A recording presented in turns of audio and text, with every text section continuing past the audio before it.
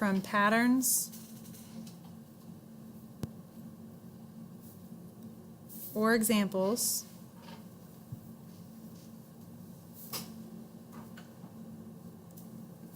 to form a conclusion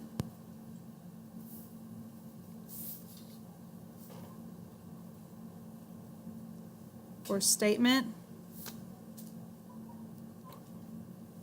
called a conjecture.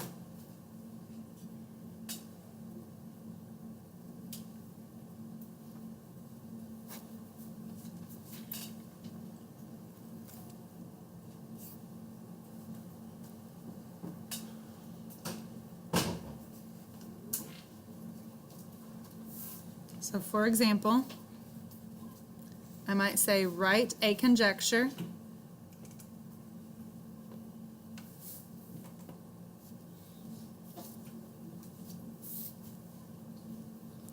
about the next number in the sequence.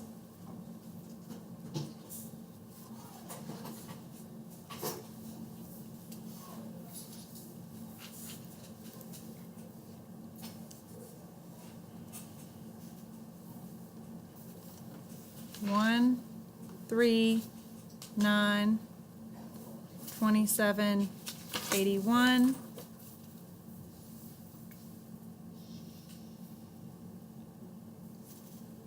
Or 2, 7, 12, 22.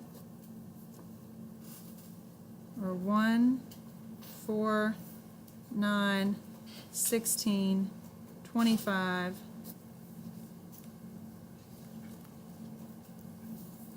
You look at the numbers in the sequence and you say, do they follow a pattern? Is there a pattern that I see where I can figure out what the next number might be?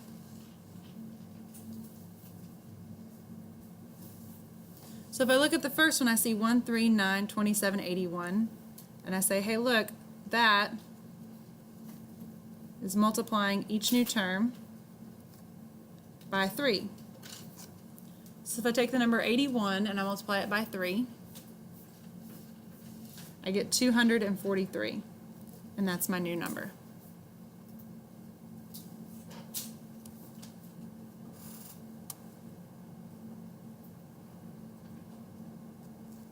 Oops, there's a typo on the second one. We're missing a 17.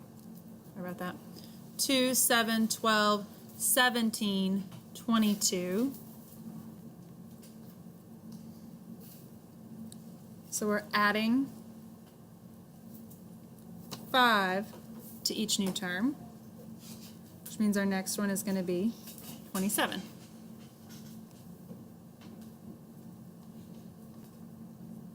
Sometimes in a pattern, you might not always have one number that you do something to get the next number.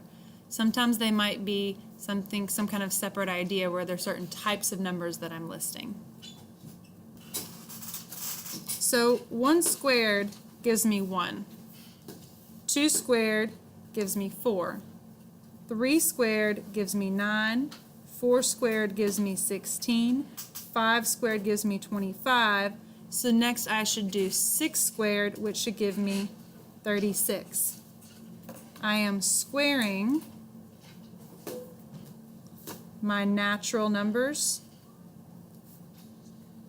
or counting numbers, which are numbers on the number line that start with 1 and go up. 1, 2, 3, 4, 5, 6, and so on. They're the numbers that kids learn to count with. They're called natural numbers or counting numbers. And you're squaring each one to get the next term.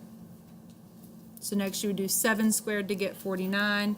You would do 8 squared to get 64, 9 squared to get 81, 10 squared to get 100, and so on and so on and so on.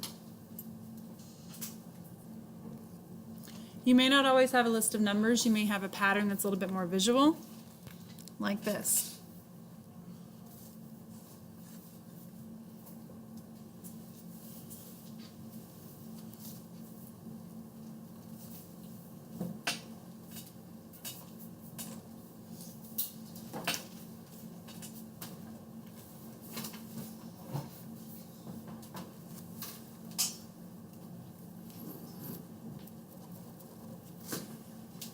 So what's happening in each step of the pattern?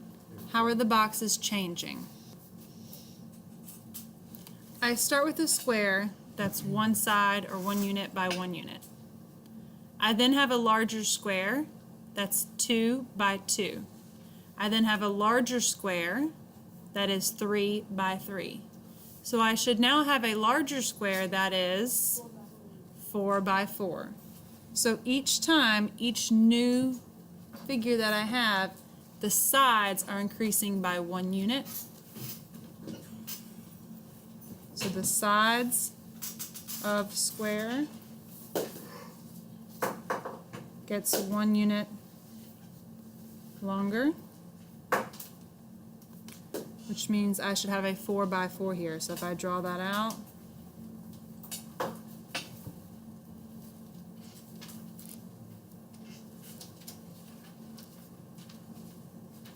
oops, I'm terrible at this.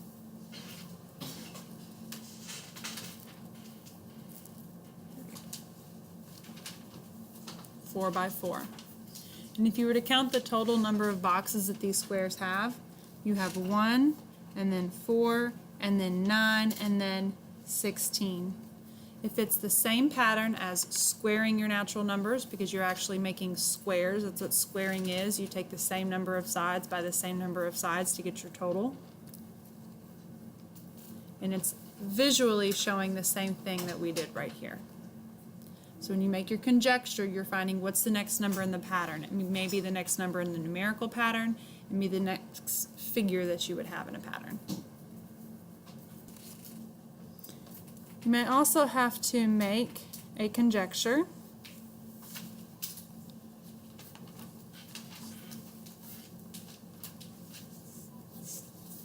about each value or geometric relationship that will be a different kind of pattern. So what's a conjecture? Conjecture would be a statement or a conclusion based off of some pattern that I give you. It might not be a listed pattern.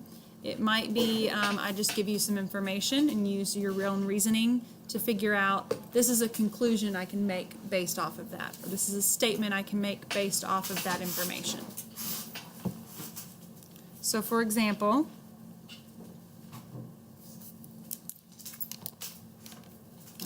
let's say I just give you 4 points. Point A at -3, 6. Point B at -1, 0. Point C at -2, 2. And point D at 4, 3. 4 different points that could go on a graph. And I want you to make a conjecture about that. Meaning I want you to come up with some kind of conclusion or statement based off of that information that you have 4 points that can go on a graph.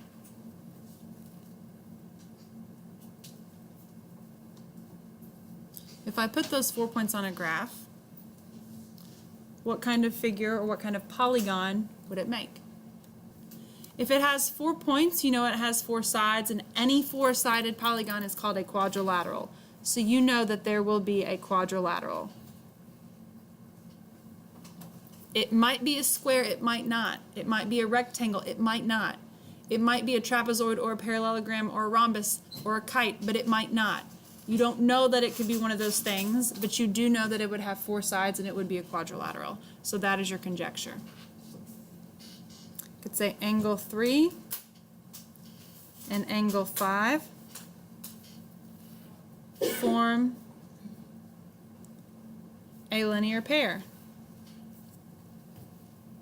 And to make a conjecture, you would tell me, this is what I absolutely know is always true based off of that information. So any 2 angles that form a linear pair are adjacent. Good. So angle 3 and angle 5 are adjacent. That is correct. There's something else you could say about them. Angle 3 and angle 5 are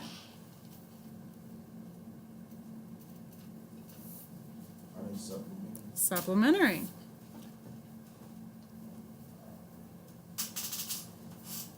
Correct.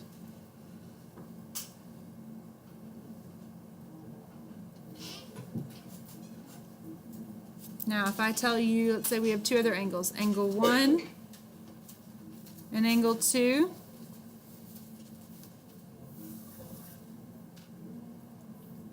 Are supplementary. Then what's something that we know about the measure of angle 1 and the measure of angle 2? The measure of angle 1 plus the measure of angle 2 is 180 degrees. They add up to 180. If I say angle XYZ and angle AYB are vertical angles, then what's something that we know is always true about any vertical angles? So all vertical angles are congruent, which means that angle XYZ is congruent to angle AYB.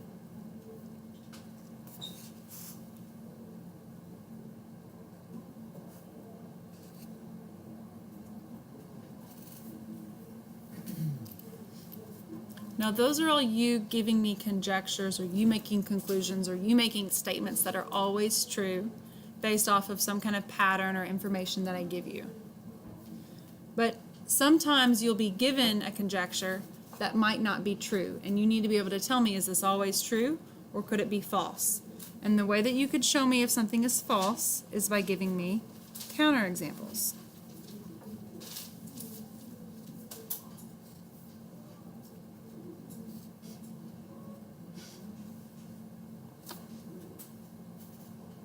Counterexample is a false example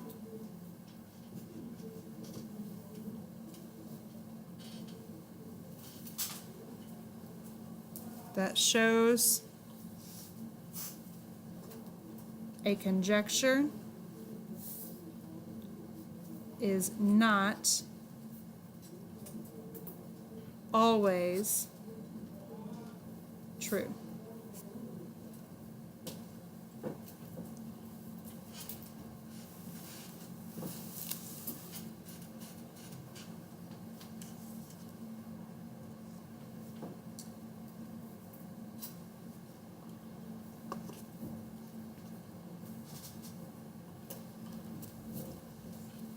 If I say if segment AB is congruent to segment BC,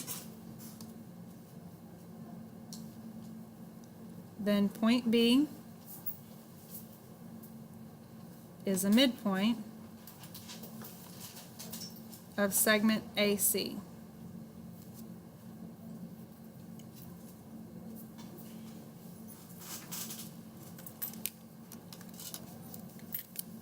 This right here, B is the midpoint of AC. That is the conjecture.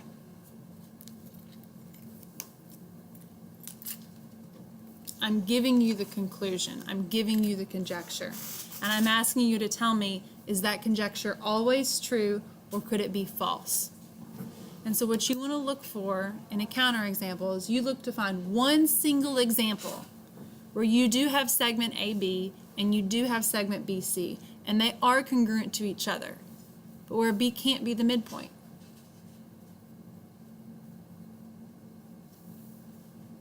So what most people have done in the past is you all have given me these segments where you've drawn out, here's segment AB, and it's congruent to segment BC.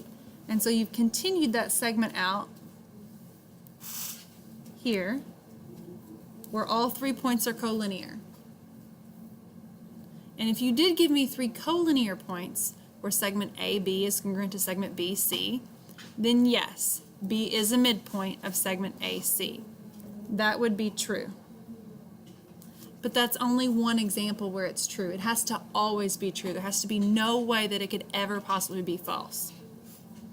So what if I gave you segment AB and I gave you segment BC that came out like this.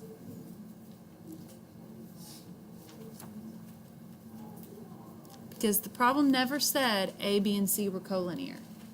It just said segment AB was congruent to segment BC. Now, B is not a midpoint of segment AC because they're not collinear. They're not in a straight segment or in a straight line. So this represents your counterexample, where I do have segment AB congruent to segment BC. I do have that, but it's false because B is not a midpoint of segment AC here. And so your answer to this problem would be false, and this is a counterexample that you could give me.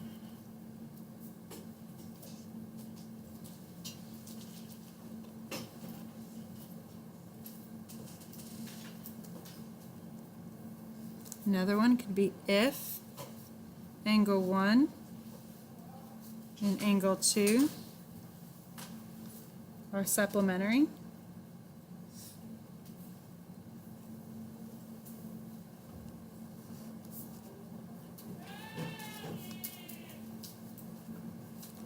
then they form a linear pair.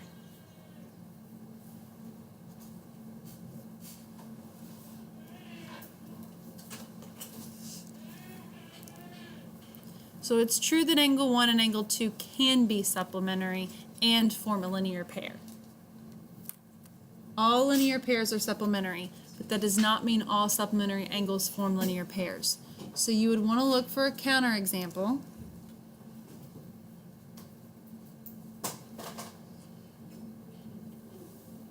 where you have two supplementary angles that do not form a linear pair. So you want to find two supplementary angles that are not adjacent to each other